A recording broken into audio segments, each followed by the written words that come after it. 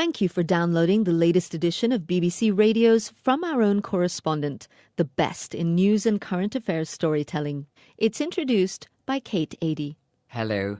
Today, the fear of Ebola is finally receding, but the markets left on Liberia will take generations to fade. Has the Ayatollah's revolution in 1979 eventually helped Iranian women rather than hindered them? The shrimp's off, so are the burgers, out of red snapper too, but Cubans hope that coming in from the diplomatic cold might heat up their menus. And all does not go entirely to plan as we trek to the mountains of Argentina in search of the world's loneliest pensioner. The Liberian President, Ellen Johnson Sirleaf, was at the White House yesterday, thanking Barack Obama for the work the Americans have put in to rid her country of Ebola. Washington contributed $2.5 billion and nearly 3,000 American troops to help the nation fight and recover from an Ebola outbreak which, in Liberia alone, killed more than 4,000 people. In their talks at the White House, the two presidents discussed the lessons that could be learned from the battle against the deadly virus. Andrew Harding has sent us this dispatch from Liberia. Late afternoon in Monrovia, and the Women's Kickball League is furiously busy on a patch of rocky ground near the river's edge. There are screams and roars of laughter as the team captain, running barefoot, nearly trips on her way to first base. Around them, the roar of traffic and the strong smell of dried fish. Across the bridge, the 3rd Division Ambassadors Football Club are playing their own practice match on another patch of dirt. The players, sweating heavily, grunt and jostle. You can sense the relief here, the delight in communal activities no longer banned, now that the fears of Ebola are starting to recede. Standing by the water's edge, I'm reminded of my last trip to Liberia. It was 12 years ago, towards the end of the Civil War. For a time, this same bridge in Monrovia was the front line, and I remember crossing it nervously during a lull, our car wheels crunching over a carpet of spent bullet cartridges. The rebels were called the Lurd, young, bleary-eyed. Some wore garish wigs. One, I remember, a wedding dress. Their commander welcomed the lull and the possibility of a formal ceasefire and told me earnestly that they were, indeed, tired of fighting. But then he glanced back across the bridge at the enemy and scowled. "But we are not totally tired," he said. Today Liberia is approaching the end of a very different conflict, but some of the issues are familiar. Exhaustion, the dangers of complacency, the breakdown of trust, and ahead, the long struggle to rebuild. The country has been politically stable for years, its tiny economy growing in a familiar pattern. Mineral wealth exported, new mobile phone towers in the slums, the rich getting substantially richer, and some signs that the poor are also living a little longer. Ebola came as more of a surprise than it should have. Everyone was slow to react, and more people have now died here in Liberia than anywhere else, over 4,000. But the fight back has been impressive, and now, abruptly, it's paying off. The tented Ebola treatment units with their armies of masked health workers stand empty. There have been no new confirmed cases nationwide in the past week. But the end game is difficult. Eradicating Ebola requires a remorseless attention to detail, an obsessive focus on tracking down every last possibility. Step forward, Dr. Masoka Fala, a burly, gruff, profoundly earnest man. I spent a day with him as he and a team of volunteers raced around the suburbs of Monrovia, checking on their last few clusters. It sounds reasonably straightforward. Find everyone who's been in contact with a confirmed Ebola patient, quarantine them for 3 weeks, check them every day. We visited the Yardolo family, 3 relatives already dead, 1 in hospital. Perhaps, Dr. Fala pondered, this could be the very last Liberian family to suffer. Suddenly, we heard reports of a sick woman being brought to a nearby clinic, and we raced off. She was one of the Yardolo's neighbours, who'd been hiding her illness, Ebola suspected. Dr. Fala shook his head slowly as the ambulance drove off. Time, perhaps, to start another 3-week quarantine clock. On the other side of Monrovia, a couple of hours' drive in the traffic, we found a dozen women singing under some trees, a Christian group's weekly assembly. There was much talk about Ebola and prayers for the victims. But in their midst, Sani Bayan kept quiet. She's a mother of 3 who used to sell snacks from a wheelbarrow, but then she got Ebola, and when she survived and returned home, her husband abandoned the family. She and the children have had to move house 3 times since. No one, it seems, not even a husband, wants an Ebola survivor living or praying next to them. Sani Bayan has been working at an Ebola clinic, counselling other patients, but that's closing next month. Her 2 older children, aged 7 and 11, were supposed to return to school this month, but she can't afford the fees on her own. I'm quite sure that Liberia will bounce back from the Ebola crisis. It has much to be proud of in the way communities and individuals have risen to the challenge. The economy will probably resume its 6% annual growth. The mines will keep working, investment will return, the health system will be overhauled. The real impact is harder to quantify, to put on a graph. It can be measured in a broken family, a lost job, frustrated children out of school for another year, by private prejudice exposed, and neighbourhoods quietly shattered by distrust. Andrew Harding in Monrovia.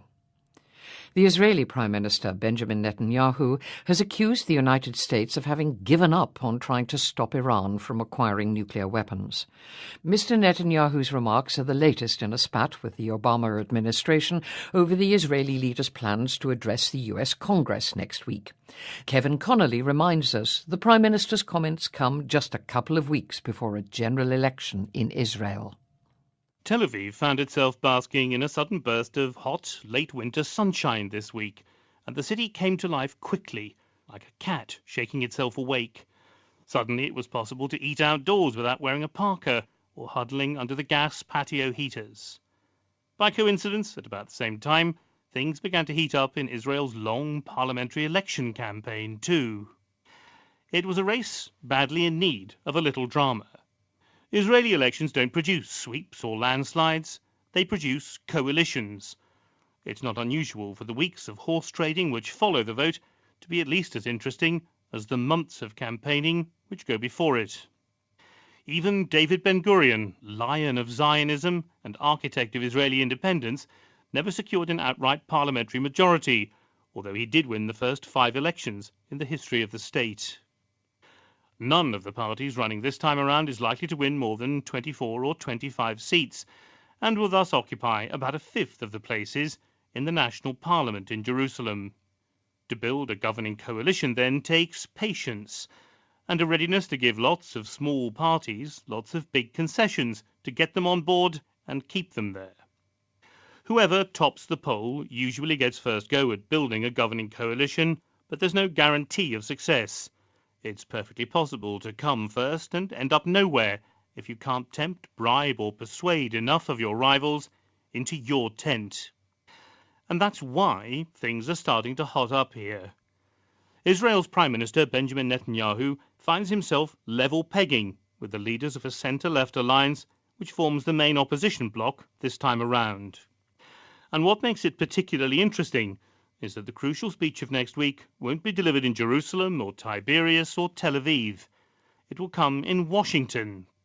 Mr. Netanyahu's Republican allies have invited him to address the joint houses of Congress on the subject of Iran's nuclear ambitions, one of his favourite subjects.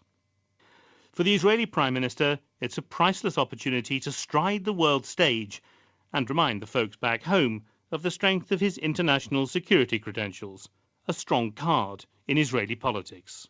The speech will be broadcast back here in Israel, but with a 5-minute delay to allow television executives to scrutinise the content for any attempt to turn this global occasion to domestic political advantage, which seems too blatant, although it would be a plucky editor who pulled the plug after the amount of international fuss the speech has already attracted. The White House doesn't like the idea of Congress conducting its own foreign relations in this way, and it really doesn't like the idea of a foreign leader getting together with his ideological friends in Washington to criticize the administration. Mr. Netanyahu is worried that the American-led world powers negotiating with Iran are wavering in their determination to prevent Tehran from eventually acquiring nuclear weapons. It is one of the signature issues of Mr. Netanyahu's life, and he'll have plenty to say on the subject. But the Obama administration is hopping mad. Its officials didn't care much for the Israeli Prime Minister before this, and the muddling together of Iranian diplomacy with the domestic politics of both Israel and the United States, is not going to win them over.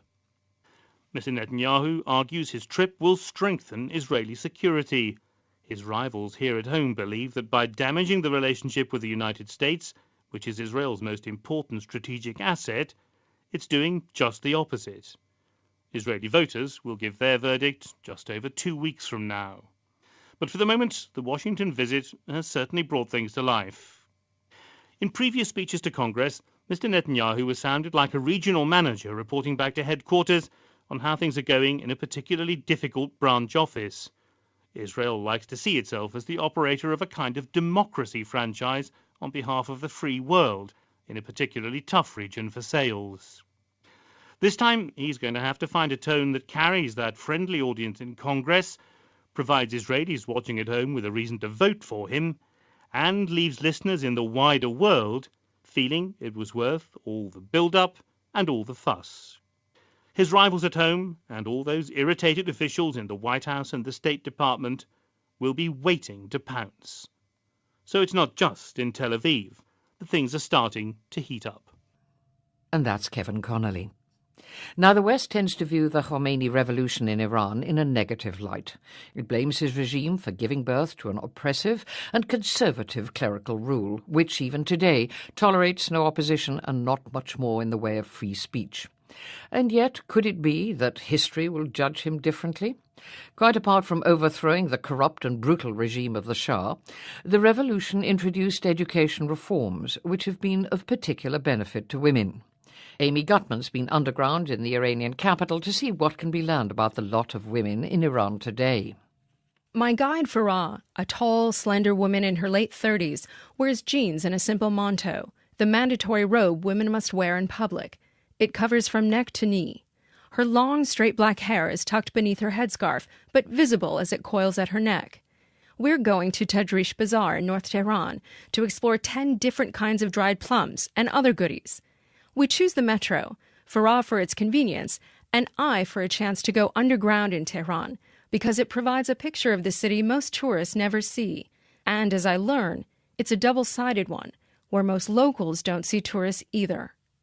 It's mid-morning. Women and men sit separately, but the rule relaxes during busy times like now. We, along with a few other women, clasp our hands around a pole, standing next to men, young and old, in the air-conditioned modern carriage. 2 stops later and about 20 commuters fewer, segregation happens naturally. Women at one end, men at the other, still within view, but separate. A handful of fashionable girls admire their own reflections in the glass window. They wear tight leggings under their brightly colored robes, pushing back headscarves and boundaries. We find seats next to a group of conservative women dressed in black clothes called chador. They're nothing like the other women I have met, a sisterhood of outspoken opinions, most of them liberal. We are a nation with one language, Farah says, divided in two, traditional and modern. The curiosity within the metro car is mutual. Women and men watch us intently, faces full of question marks. I'm getting a spontaneous, unprompted lesson about gender equality in Iran. Farah tells me it all began not with imports from the West, but with the 1979 revolution. A confluence of access, education, and a bad economy created a society where women now have independence, careers, and husbands happy to help around the house with chores and children. The revolution, Farah tells me, was very good for women. The revolution has supported women coming out of their homes to demonstrate, she says. They used women to show their strength, but they never anticipated these women also believed in their own right to exist outside the home. Iran's genies were let out of the bottle. The same genies have gone on to become active members of theological schools and hold positions as judges and engineers. There's no greater evidence of women in the workplace than where we're sitting, surrounded by women on their way to work. It's another outcome the Ayatollah hadn't expected. But with Iran's economy battered by the revolution, women had no choice but to join the workforce. It forced men to acknowledge that their wives could go out and earn money, Farah says. Growing up, Farah only remembers affluent families allowing girls to work outside the home. Now, she says, nearly all boys prefer to marry a girl who has a permanent job and a good salary. She insists, Often the women work harder and longer hours than their husbands. So the men do more of the housework, cleaning and preparing meals. A timely initiative helped change the game for Iranian women.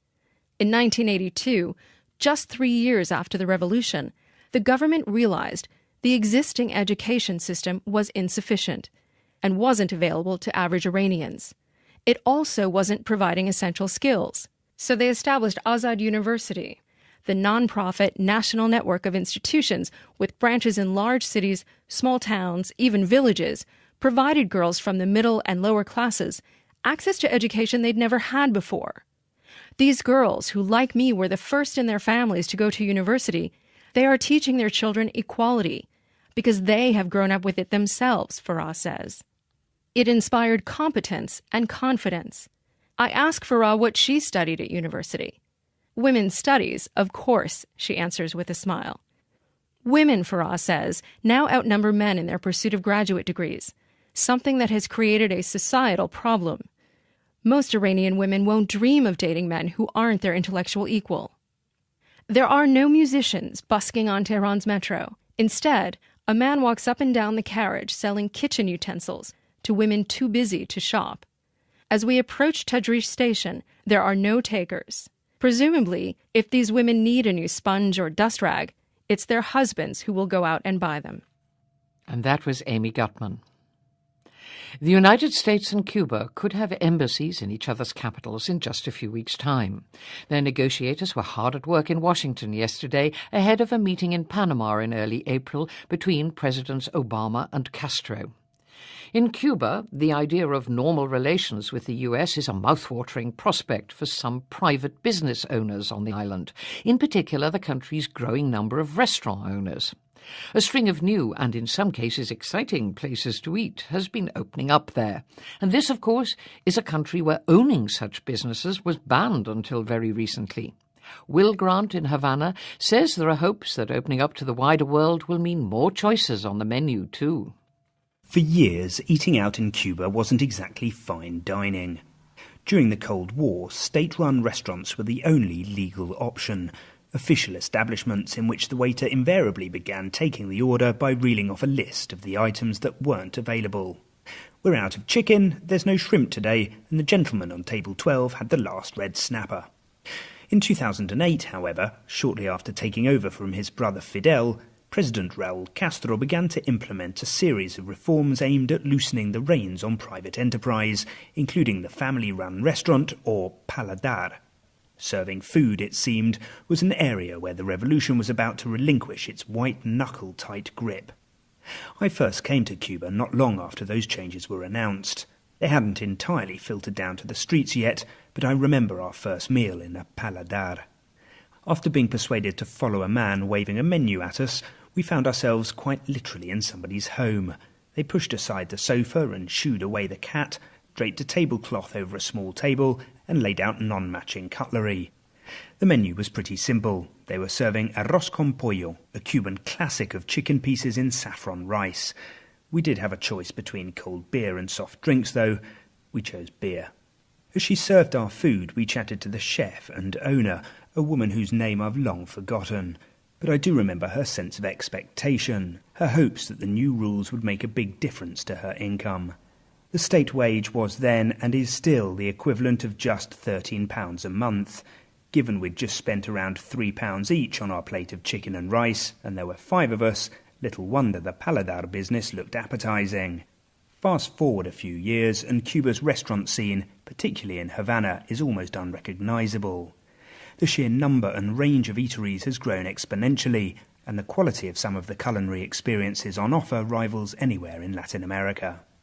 Among the new arrivals is El Cocinero, a stylish restaurant built inside an old peanut oil factory with a kind of uber-trendy rooftop terrace which wouldn't look out of place in New York, Miami or London. But it's not just high-end restaurants. There's Café Bohemia, a small Italian-run cafeteria in one of Havana's oldest squares.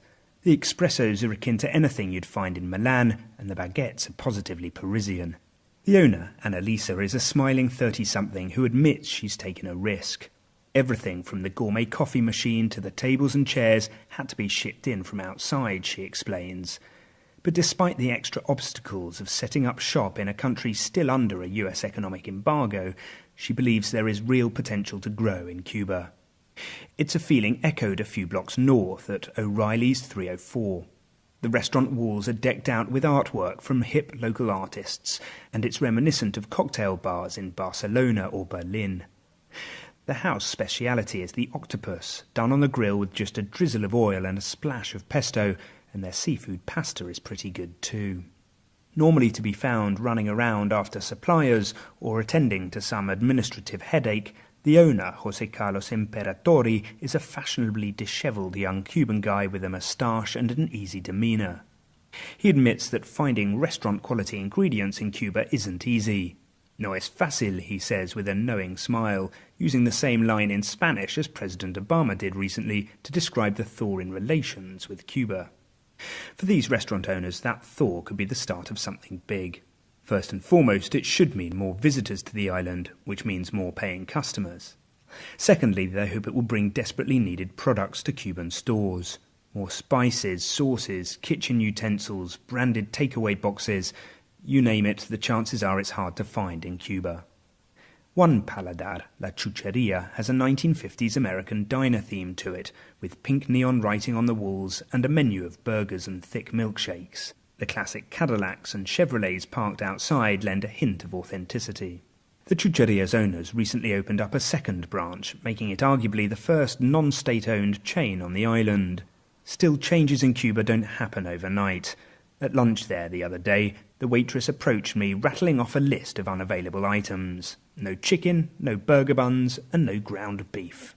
The Coca-Cola, one feels, will be along soon enough. Will Grant there in Havana. The political turmoil which has shaken Argentina as a result of the mysterious death of a state prosecutor shows no sign of calming down this weekend. The unfolding scandal has been dominating the media in Buenos Aires for weeks now.